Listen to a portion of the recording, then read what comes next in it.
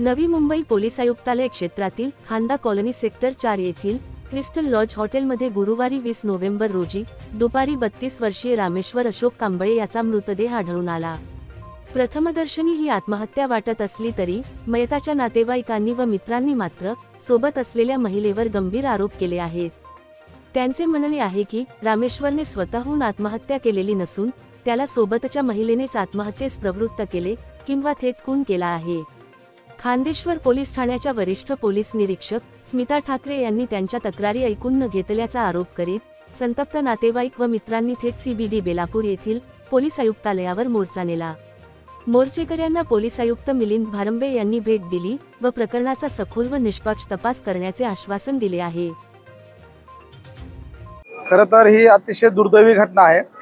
साठेनगर अण्णाभाऊ साठेनगर मानखुर्द या ठिकाणचे जुने रहिवासी अशोक कांबळे यांचे सुपुत्र रामेश्वर अशोक कांबळे यांचं काल पनवेल आसुडगाव या ठिकाणी गळा दाबून त्यांचा खून करण्यात आला होता आणि त्यासाठी काल मातंग समाजाचे हजारो लोक पनवेल पोलीस स्टेशन खांदेश्वर या ठिकाणी धरणे धरून बसले होते। त्यामुळे त्यांना आम्हाला न्याय न देऊ शकल्यामुळे आम्ही आज बेलापूरच्या CP ऑफिस या ठिकाणी आलो होतो आणि आज आम्हाला सन्माननीय CP साहेबांना एक सांगितलं की ADR आम्ही रजिस्टर केलेला आहे आणि लवकरच जो काही तपास करून 302चा असेल किंवा 306चा गुन्हा दाखल असेल ते आम्ही लवकरच करू म्हणून। त्यामध्ये संशयामध्ये मुळात काय माहिती आहे का साहेब, ह्याच्यामध्ये ज्या हॉटेलच्या ठिकाणी ही घटना घडलेली आहे आणि ज्या पद्धतीने ही घटना घडलेली आहे ती पद्धत आणि त्या हॉटेलचा जो रूम आहे त्या रूममध्ये जी मुलगी तिथं उपलब्ध होती, जिचा त्या मुलीचं असं स्टेटमेंट दिलं खांदेश्वर पोलीस स्टेशनला तिनं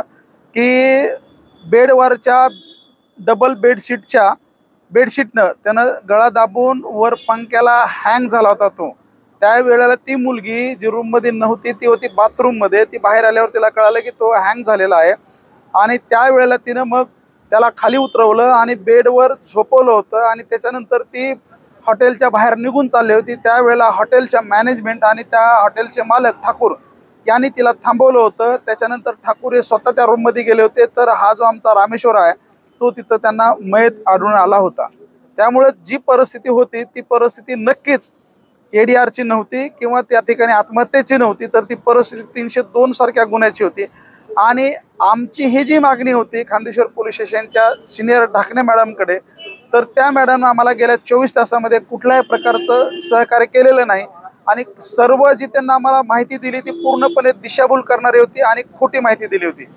त्यामुळे आम्ही आज CP साहेबांकडे आलो। CP साहेबांना ह्या गुन्ह्यासाठी 2 अधिकाऱ्याची नेमणूक केली। दोन्ही अधिकारी ACP दर्जाचे आहेत। एक क्राईम ब्रँचचे लांडगे साहेब ACP आणि पोलीस स्टेशनचे ACP ढोले साहेब, त्या दोघांना हे आदेश दिले तसे की तुम्ही दोघंही वेगवेगळ्या अँगलनं ह्या गुन्ह्याचा तपास करा आणि लवकरात लवकर जो काही त्याच्यामध्ये तपास निष्पन्न होईल त्याच्यावर 302 असेल तर 302 दाखल करा, 306 होत असेल तर 306 दाखल करा।